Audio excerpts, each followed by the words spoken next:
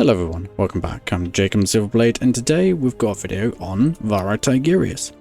Got a couple of things to say first. First off, I do apologise for being a bit not proactive. I would have liked to do a few more videos this month, so there's probably not as much as you would maybe expect.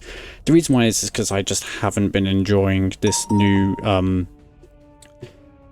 season with all these changes here. I think they absolutely suck. It encourages you just to play with one warlord, which is why I'm doing a video on Varro Tigurius, which is the best Ultramarines warlord, and I reckon will have the best win rate overall. Certainly if you use this kind of style of deck, you play Ultramarines, this is probably your best chance. It encourages everybody just to play one deck.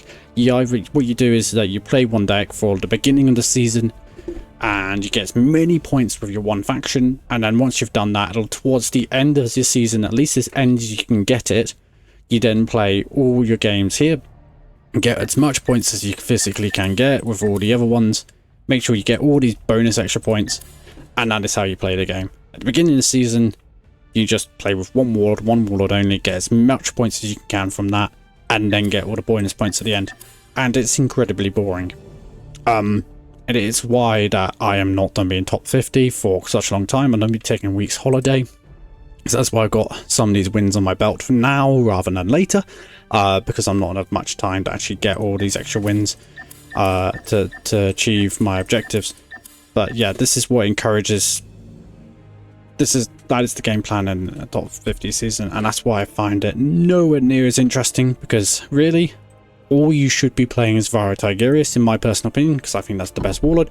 If you think you have a better warlord or a different one which you think is better, let's say you go into Orcs, use Mozrog or something, then use Mozrog, right? Play whatever you think is the best warlord, get as much points as you can with that, and at the end of the season, then you get the bonus points. And then from those bonus points, you can then massively rack up your points, and then we'll see who's randomly at the end who has the most.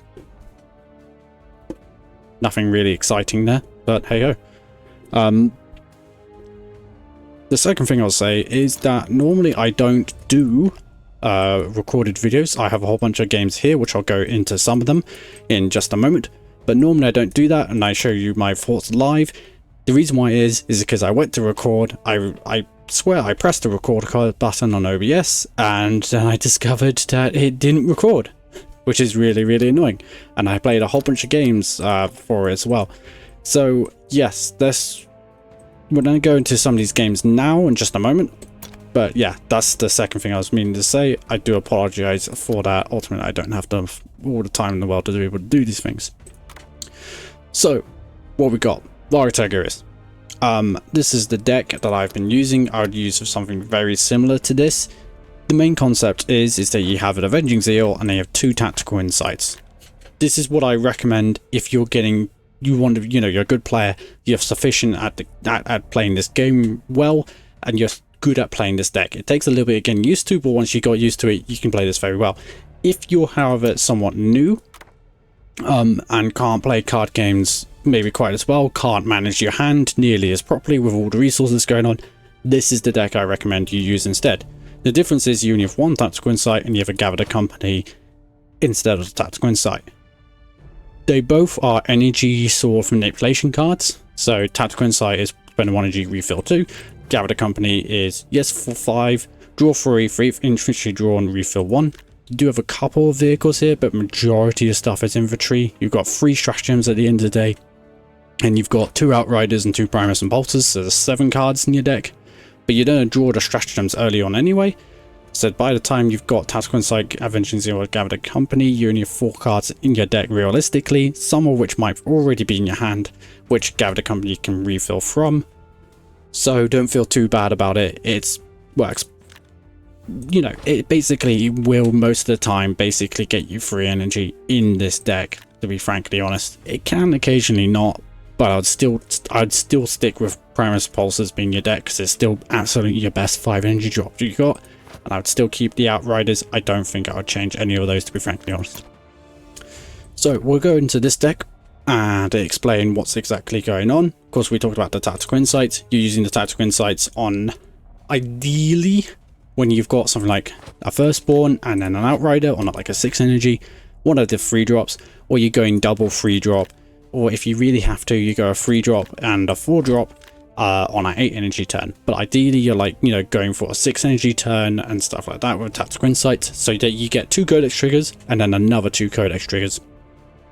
The reason why that's important is because Avengers Zeal gets cheaper for every single codex trigger you're triggering, which means that you're basically at some point you're able to play this for free, which is a massive energy cheat. It buffs your warlords, so your warlords going from a 2/2 to a 4/4. It also cheats and plays all the other guys as well. It's an extremely powerful play. Now, we're going to explain why it's quite a low to the ground deck. We want to be... That is... the reason why it's such a low to ground deck is partly why I've already kind of stated. We want to get double triggers from the codex abilities at the end of the day. We don't want to just use tactical insight on one guy's codex. If you're doing that, you're going to kind of just go behind. Aggro opponents can just beat you down. And that is like, if anything is a weakness for this deck, it is an aggro deck going against it. I don't think there's a single deck against this where this outdoes the aggro deck, in my personal opinion. Yeah, an aggro deck will able to beat up this guy. And so hence that's why partly why we've got such a low to the curve ground deck, because then the aggro deck actually has to deal with your troops, and if they're dealing with your troops, they're not attacking in your face, which means that you're living. The second reason why is because of the tactical insight combo. As we kind of stated, if they're all high cost stuff, for example, to get an Epistle Librarian and a Sergeant Gadriel to double codex with both of them, well, at the end of the day, that is, with a tactical insight, that is a 15 energy play.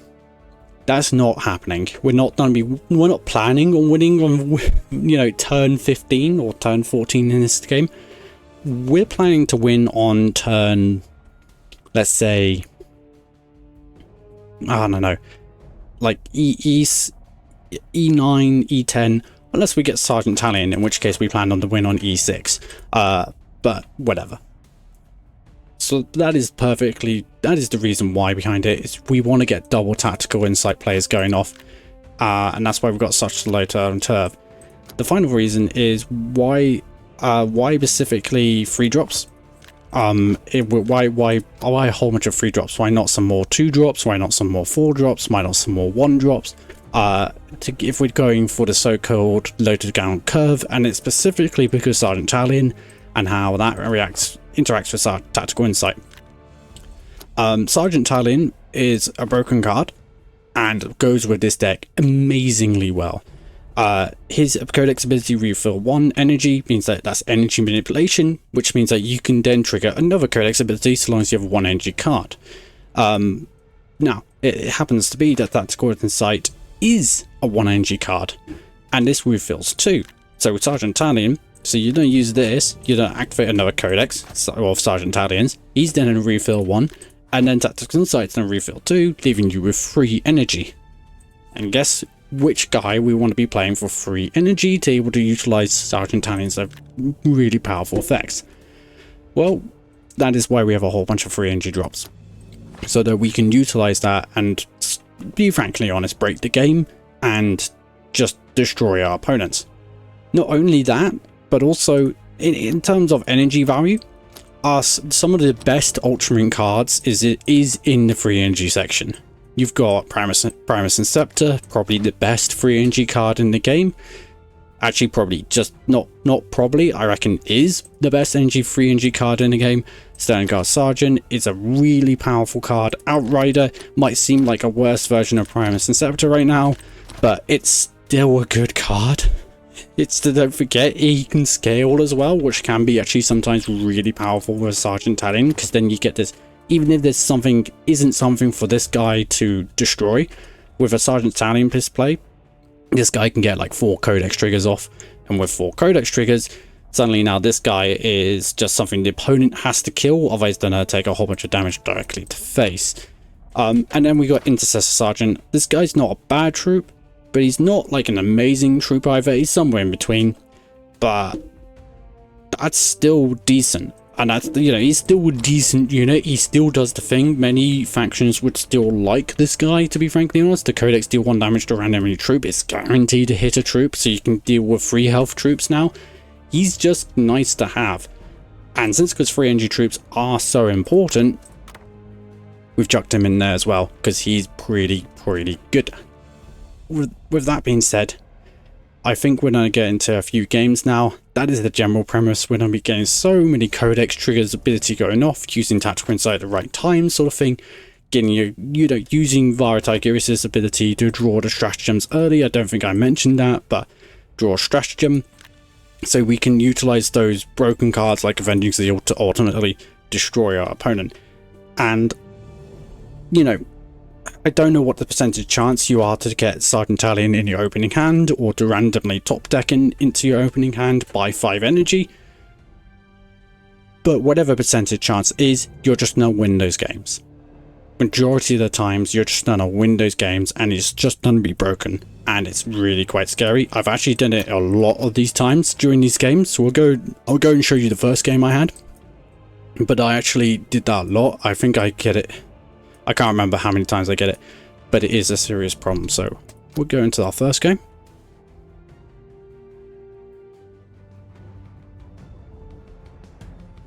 Now this is Lucius the Eternal, and yes, this is one of those games. So I should explain what I'm doing here. We're keeping Avenging Zeal. Avenging Zeal is ultimately a necessary card. It is the thing which allows you to just buff up all your guys, your Warlord included, which is the important part. Because even if they deal with your guys, your Warlord is actually just a big threat within itself. But I got rid of Tactical Insight because at the end of the day, I do want to be drawing into cards, and I want to increase my chances of getting a Sternguard Sergeant. If it is death you So I proceed to do that. I draw a card, and I hold back, because I don't want Lucius to ultimately...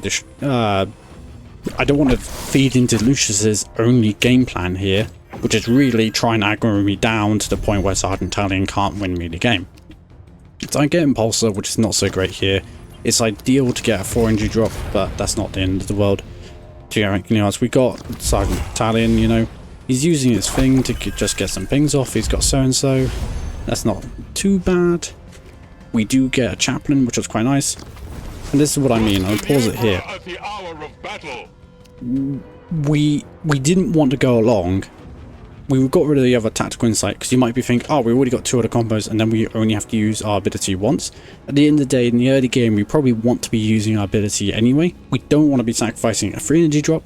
We only want to really sacrifice a 4 energy drop, because we want to use Tactical Insight with Sergeant Talion to get the 3 energy drop and cheat them out effectively. And so hence, that's what we want to be, you know, that's what we want to be doing. And so hence, that's why we got rid of the cards, and we use our ability to then draw back into them anyway. We just kept Avenging Zeal just because that is a needed card for this whole combo to work. It is like the necessary finisher. It's what we're working towards anyway. So he goes along, removes it. We got, you know, he plays this guy, he's getting some combos off. He's doing his thing, but now we're going to do our thing, and our thing at the end of the day is a lot more powerful than his. I'm not going to sugarcoat it, so we get double Codex triggers here. So-and-so guy. Now, what we purposely do is that we don't really need him triggering a whole bunch of Codex triggers. So what we're purposely doing is we're utilizing this situation to, like, smite this guy and whatever. We shoot him. But now we've got Avenging Zeal specifically at 1 energy, which means that we get another Codex trigger, which means that that's just more damage from Sternguard Sergeant, and we still utilize this anyway to cheat this guy out as intended, because that's another threat for him to ultimately deal with, and it's also another 2 Codex triggers for so-and-so. And at this point we might as well shoot him in the face, because heck, we're doing 4 damage for every 1 he does back to us. So he gets so-and-so, and he does some nice things, you know, he gets some whatnot, and it does some damage. He got, you know, he did some stuff, right? He then does the thing, he takes out that guy. I'm still in a perfectly good place. I play this because he's ping damage, guaranteed 2 damage to face, so I get shield. And then I leave him 1 life. And is it kudos? Whatever it is, whatever the word is. For him to, you know, keep on playing on at still this point. You know, he's a good player in that sense, but he ends up killing himself, which I don't blame him. And just getting those few damage pings in. So that is what happens when, you know, things go really, really well. We'll go show you a game now where things can go sour a bit badly. Well, this is Lord Kafal. Oh no, this is just a game where I got unlucky. Hold on.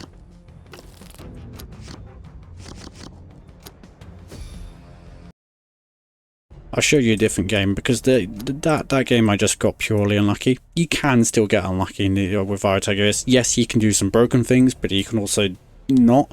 And so hence it should be, you know, that should be aware of that. But even his base level is quite often pretty powerful. What I'm going to show you is this game instead now, which is with Primus Safriana. And the reason why is Primus Safriana can actually cause some problems to your entire strategy. So this is pretty good. We have the tactical insight, which is a nice thing to have. It means we spend less time just drawing the top deck. So we still draw the top deck card. Downside is though is that we don't actually have Avenging Zeal yet, which can be a problem. And what he purposely does, he draws a card, and I didn't realize this, but he puts Cult Propaganda in the hand, which is a really big thing. I'm just making sure. Does he get to choose? Choose a Staff Sergeant card and add it to your opponent's hand. Yeah, that's really strong. That's the level 50. I wasn't expecting that in all fairness, although he's a really high rated player, so I probably should have. But what this has done is that actually what I should have done here is I should have got rid of Cult Propaganda. However, I end up drawing a card here anyway. So I don't know why. So I end up drawing a card. And then he gets the extra guy. I should have thought about it and actually just removed Cult Propaganda anyway, because I still didn't make a free energy turn anyway, so it's not as if I, you know, utilized my energy the best. I just gave him an extra guy there. However, if I got rid of it straight away, then I could have drawn a stratagem this turn, because I would have still not been down cards, and then I could have got rid of the poison supplies as well. So I would have been left in his playing place, but he would actually have 1 less guy, and so that's hence his mistake. And he utilizes that quite well. Yes, I reckon he gets lucky instead of me getting lucky, because he's got the perfect ambush here, which is, I think, is quite literally the perfect card. I don't know what he could have wanted apart from keeping this guy alive. He just means that he's comboing off. So I end up doing this. I end up deciding to take damage because I want to keep him alive. Now this ends up being technically a mistake, I think, because I would have rather kept Reaver for the next turn, because he ends up dealing with it. Now he chooses, strangely enough, not to attack with this guy. I would have thought he would have wanted to generate an extra guy, but you see how him generating extra guys, because he generated 2 guys at the end of the day from his last turn when he played this guy. And he generated more guys by attacking it. So I think he generated 3 guys, but he generated 1 from the sabotage. He would have 1 less one of these guys. So that would have been 4 less damage pings, and potentially could have not dealt with so much, you know? He would have had to attack with this guy.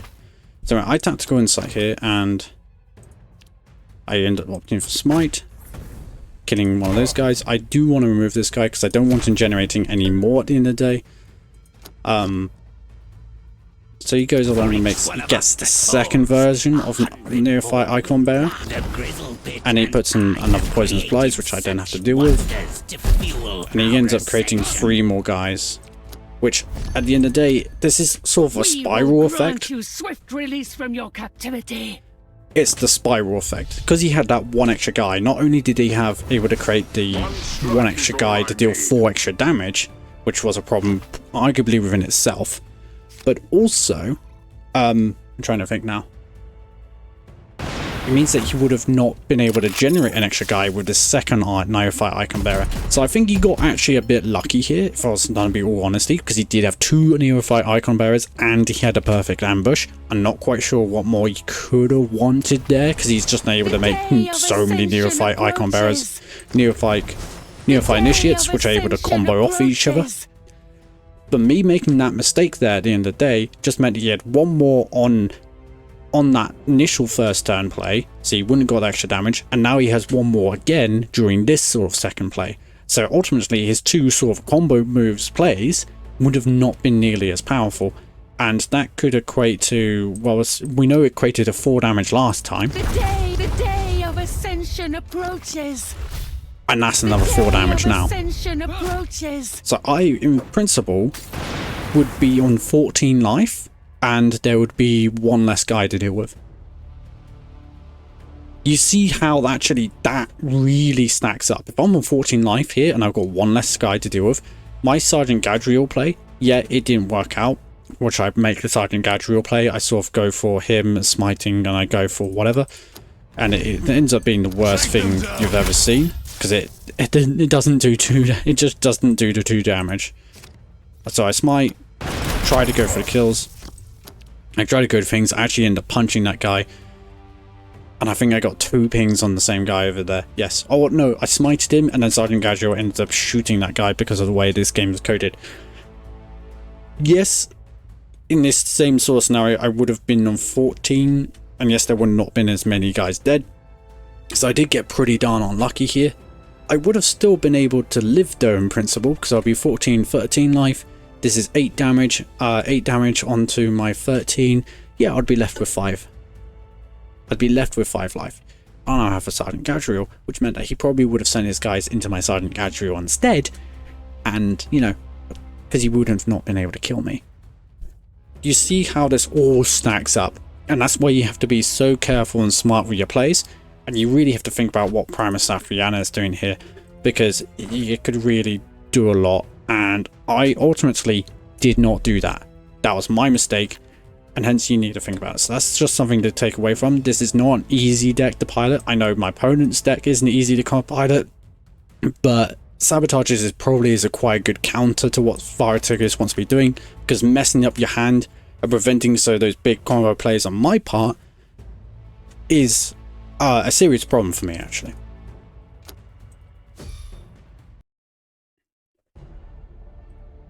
So we'll go into that. We've showed you a game here where, you know, we've absolutely dominated the opponent. With, where was it? Oh, that's Chaplain of Virus, whoops, Varro Tigurius against Lucius. We'll show you a game now which I think I didn't just absolutely dominate because of a Sergeant Talion play, but just more of a generic game. This is how a more generic game turns out to be. So I placed Primus Eradicator, ultimately because I've already got a 4 energy drop Primus Chaplain, and there's no guarantee that there's going to be an armoured unit, so ultimately opt against it, even though this guy would be quite nice late in the game when he's more likely to have armoured units. It's not the end of the world, because you get a Standguard Sergeant, that's pretty good. What is yet to come is for us to decide. So I draw some cards. He punches me in the face. I opt to not punch him because I've got no sort of like broken combo play here. And I kind of want to figure out what Imitech is doing. I kind of want to take this couple turns off to figure out what exactly he's doing. And then I can sort of make a game plan around it. Because there's a couple things he could be doing. He could be going for early game ping guys. Or he could be going for a bit more of a later game. So it's hard to really say. Ultimately, Varro Tigurius with Avenging Zeal is one of the few decks which can actually punch Imitech in the face and sort of win that fight. You're not going to win the attrition game, but you are able to punch through his armor and actually kill him before you get to a game of attrition with Avenging Zeal. So you kind of do need that card, but you're able to take those few turns off anyway, just drawing cards, because he's such a slow warlock. So I go for Chaplain. And he's going for Score Effect Destroyer, kills the guy. Ultimately went for Chaplain there instead of drawing a card because we want to utilize our cards efficiently. If he didn't deal with a Chaplain straight away, he would have been worried about a potential Sergeant Talion play, which, can I just say, a Chaplain into Sergeant Talion, no one has any hope against that pretty much. So he might have been worried about that. The other thing he could have been worried about is just me spiraling out of control there, so you know, it was the smart play. It's the right decision to do instead of just using other things to deal with it, right?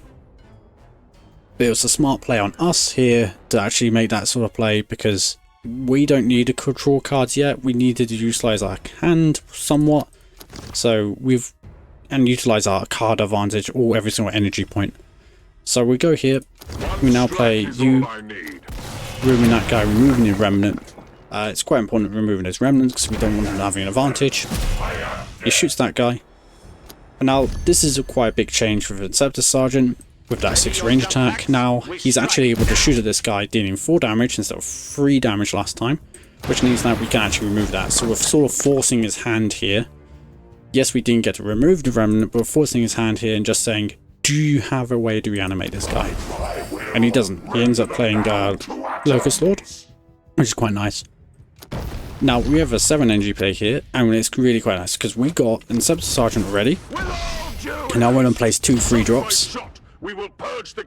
Now we're able to tactical insight here, and this is what I mean is that you want to save your tactical insights because there's no guarantee this guy is going to live. So you want to save your tactical insights when you can actually guarantee a double codex sort of turn. So we utilize that here. We use the smite here.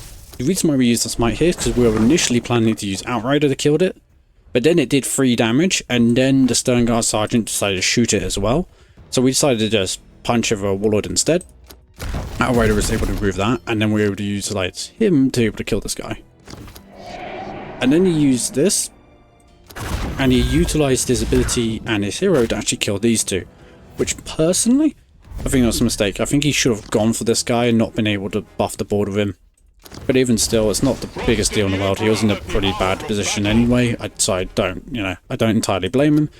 So I go for the tactical insight play, where we're able to utilize it to then smite him, and then we've got serious buffs on the board, and then we buff him again. And that ended up being enough to just win the game then and there. So yeah. Personally, guys, Varro Tigurius, if we go to the bottom, we'll just go to the deck. I personally think Varro Tigurius is broken. This is sort of the deck curve, it's very good. The only thing I would possibly consider changing about any of this is an Octavius Infiltrator. Sometimes, actually in all fairness, somewhat showed it in my other game loss in the Lord Kafal, which I was, in all honesty, quite annoyed about because I made some misplays in that. And that's the real reason why I lost. Is that I did also get quite a low curve at the same time, so I did have to get unlucky and make misplays, and that was the reason why I lost. I did get quite a low curve, and what I mean that is I got double Octavius Infiltrator. I think I got double Firstborn, you know, that sort of thing. So I ultimately, when it came to late the game, I just ran out of resources, which can happen. So you need to be worried about that. So hence, that's why I say the only thing you would want to consider is getting rid of an Octavius Infiltrator. If you really like your Primus Judicia, you can always include one of them. In fact, why do I have a Primus Judicia on this deck?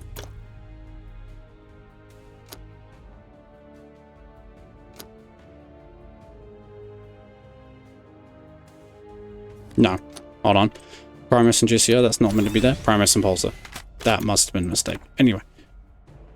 You can consider getting rid of Octavius Infiltrator for Primus Judicia. However, I wouldn't recommend that. I think his stats are poor, and if his Codex ability misses, you know, he ends up just being a poorly statted unit with just a bad Codex ability. Of course, if the Codex ability hits the target you want to, then he's actually a poor statted unit with a good Codex ability.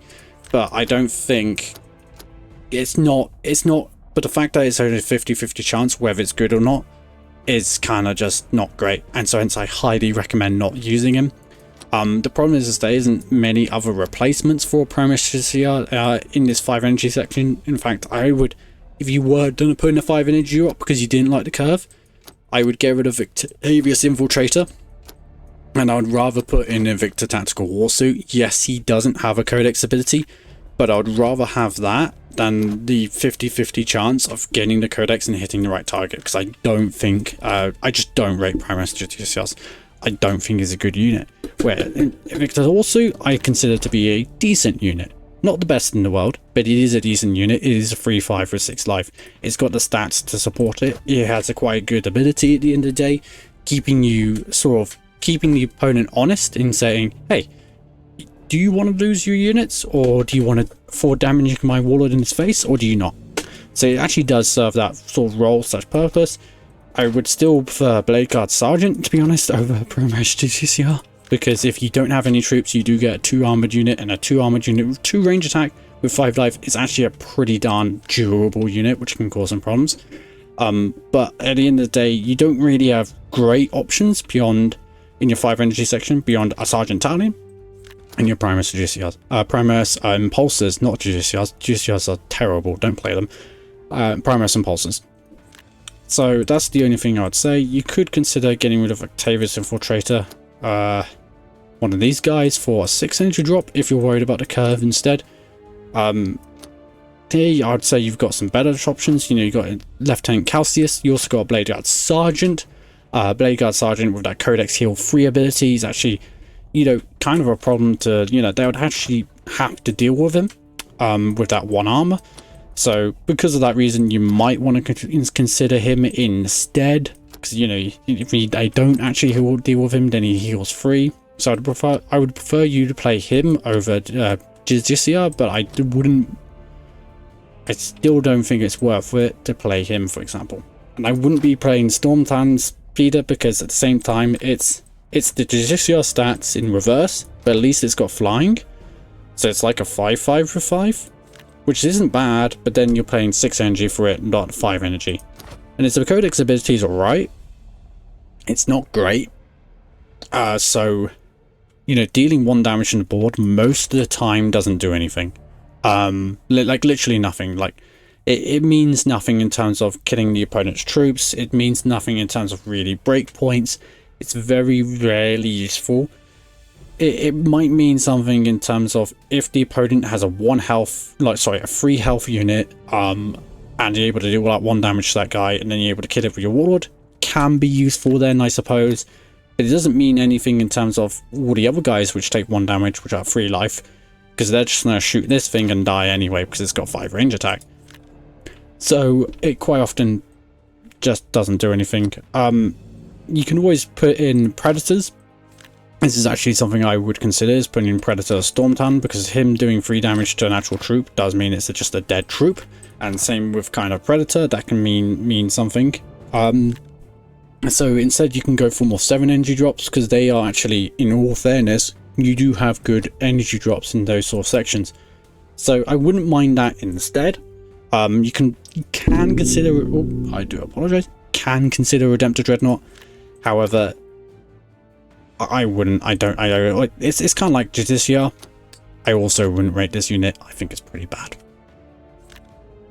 So yes, those are some options you do have. And as I say, if you struggle to play with that deck, try this deck out instead with the Gather the Company with that card draw. The one weakness is that it can run out of resources. You do want to be saving your tactical insights for the best times, for times when you're going to be double codexing with Firstborn and Intercessor Sergeant. But if you struggle with that, you can use your tactical insights like a sort of an emergency card to deal with bad things, even if you only have 1 codex based ability to utilize, and then you can use Gather the Company as more of a thing to synergize with 3 energy drops as well. And what I will say is that Gather the Company is also a really important card for 3 energy drops, because it has the potential to refill 3 energy, which means that if you had the potential to refill 3 energy, you got able to use 3 energy on your next turn, which is playing another 3 energy drop, which you could just legitimately draw into. So yes, this is, in my opinion, the best deck in the game right now, and I do think it needs a nerf. I think Sergeant Talon straight up needs a nerf. I think he's way too strong as he is. And I guess use this to break the meta, guys. See you in the next one.